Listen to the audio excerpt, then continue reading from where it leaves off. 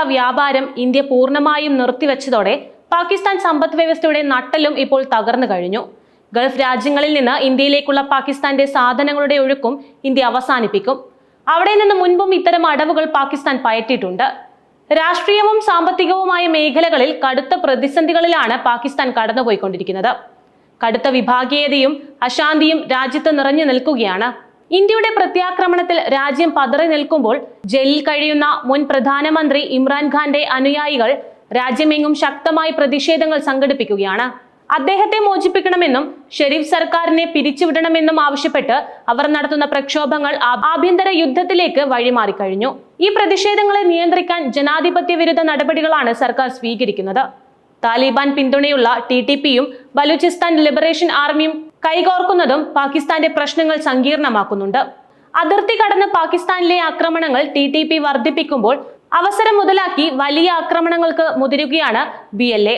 അവർ ബലൂചിസ്ഥാനിലെ സൈനികരെ മാത്രമല്ല സുരക്ഷാ സംവിധാനങ്ങളെയും അടിസ്ഥാന സൗകര്യ പദ്ധതികളെയും ഒക്കെ ആക്രമണ വിധേയമാക്കുന്നു.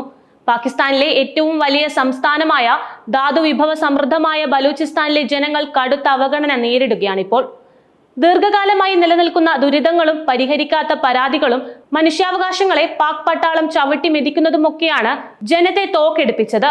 പാകിസ്ഥാനുമായുള്ള വ്യാപാരം ഇന്ത്യ പൂർണ്ണമായും നിർത്തിവെച്ചതോടെ പാകിസ്ഥാൻ സമ്പദ് വ്യവസ്ഥയുടെ നട്ടെല്ലും ഇപ്പോൾ തകർന്നു കഴിഞ്ഞു. ഗൾഫ് രാജ്യങ്ങളിൽ നിന്ന് ഇന്ത്യയിലേക്കുള്ള പാകിസ്ഥാന്റെ സാധനങ്ങളുടെ ഒഴുക്കും ഇന്ത്യ അവസാനിപ്പിക്കും.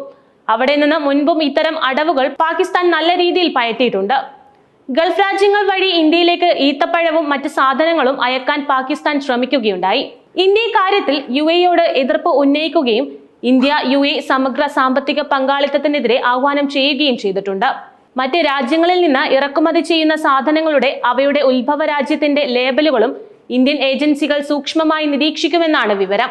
ഇറാൻ, UAE, മറ്റ് ഗൾഫ് രാജ്യങ്ങൾ എന്നിവിടങ്ങളിൽ നിന്ന് വരുന്ന ഉൽപ്പന്നങ്ങളുടെയും ചരക്ക് കപ്പലുകളുടെയും നീക്കം ഇന്ത്യ നിരീക്ഷിക്കുന്നതിനാൽ പാകിസ്ഥാന് അവരുടെ ഉൽപ്പന്നങ്ങൾ പിൻവാതിലൂടെ പോലും ഇന്ത്യയിലേക്ക് പ്രവേശിപ്പിക്കാൻ കഴിയില്ല.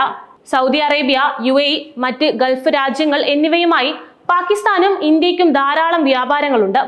അതിനാൽ പാകിസ്ഥാൻ അവരുടെ ഉൽപ്പന്നങ്ങൾ ഈ ഗൾഫ് രാജ്യങ്ങളിൽ നിക്ഷേപിക്കുകയും പിന്നീട് ഇന്ത്യയിലേക്ക് അയക്കുകയും ചെയ്യുന്നുണ്ടോ എന്ന് ഇന്ത്യൻ ഏജൻസികൾ പരിശോധിക്കും.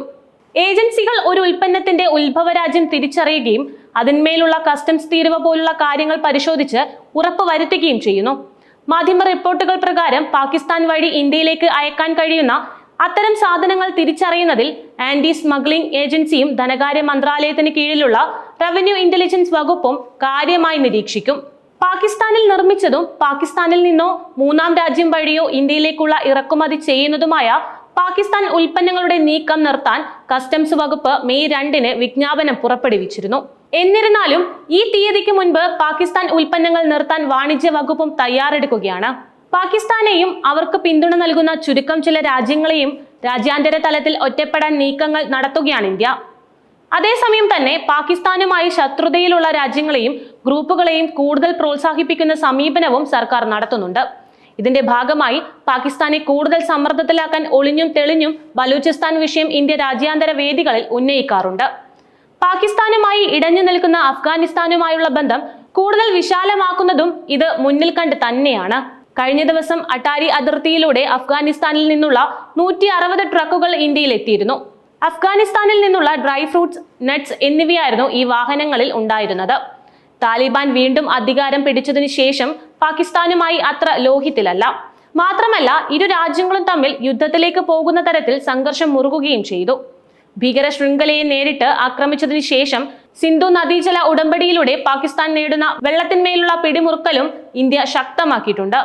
അഫ്ഗാനിസ്ഥാൻ പിന്തുണയുള്ള ഭീകരവാദ സംഘടനകൾ പാക് സൈന്യത്തെ ലക്ഷ്യമിട്ട് നിരന്തര ആക്രമണങ്ങൾ നടത്തുന്നതാണ് ഇസ്ലാമാബാദിനെ ചൊടിപ്പിക്കുന്നത്.